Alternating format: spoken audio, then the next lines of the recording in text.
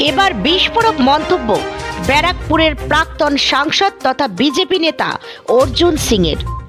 বাংলার ঘরে ঘরে অস্ত্র রাখার নিদান দিলেন ব্যারাকপুরের প্রাক্তন সাংসদ অর্জুন সিং। তার অভিযোগ, বাংলাদেশের প্রাক্তন আর্মিরা 4 দিনের মধ্যে কলকাতা দখলের হুঙ্কার দিচ্ছে। তার দাবি, কলকাতার রাজপথ ইতিমধ্যেই জেহাদিরা দখল করে নিয়েছে। জেহাদিদের রুখতে সনাতনীদের একজোট হতে হবে।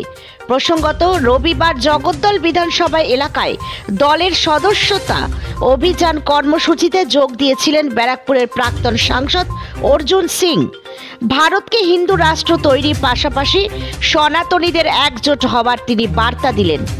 বাংলাদেশ ইউনুস সরকার থেকে শিক্ষা নিয়ে দলের সদস্যপদ গ্রহণ করে তিনি সনাতনীদের ঐক্যবদ্ধ হওয়ার পরামর্শ দিলেন। দেখুন বিস্তারিত। Bureau report, news 24 Bangla live. Jagaddal বিধানসভা বলে কিছু নয়, আমরা সারা ভারতবর্ষের মধ্যে আমাদের সদস্যতা অভিযান চলছে। আমরা কখনো ক্যাম্প করে, কখনো মানুষের কাছে বাড়ি বাড়ি গিয়ে আমরা এই সদস্যতা অভিযান করি। আমরা একটাই কথা বলছি, ভারতবর্ষকে হিন্দু রাষ্ট্র বানাবার জন্য, ভারতবর্ষকে হিন্দুদের বাঁচাবার জন্য, সনাতনীদের বাঁচাবার জন্য ভারতীয় জনতা পার্টির সদস্য হন।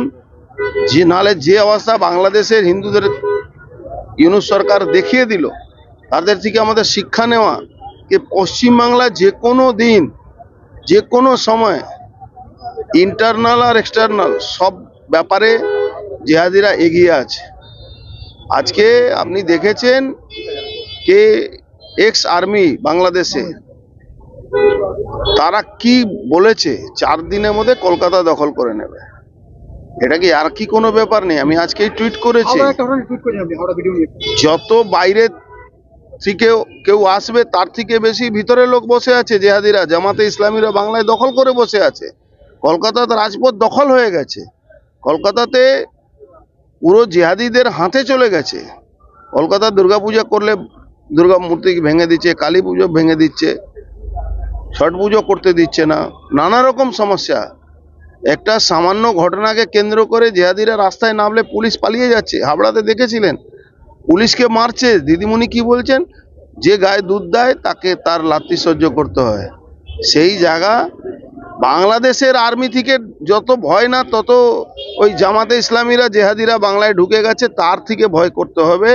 আর তার জন্য বাংলা মানুষকে এক জায়গা হতে হবে। কারণ যেই টুপিওয়ালা বেরোবে, বাংলা বাঙালি হিন্দুরা কত লড়াই করতে পারবে, এটা একটা বড় ব্যাপার হয়ে যাচ্ছে। তাই জন্য আমরা আহ্বান করতে আসছি কি আপনারা প্রত্যেকটা বাঙালি হিন্দু মানুষ, যারা বাংলাকে, ভারতবর্ষকে রক্ষা করা যায়, হিন্দুত্বকে বাঁচাবার যদি ইচ্ছা হয়, তাহলে অস্ত্র রাখুন বাড়িতে, তলোয়ার রাখুন নিজেকে বাঁচাবার জন্য।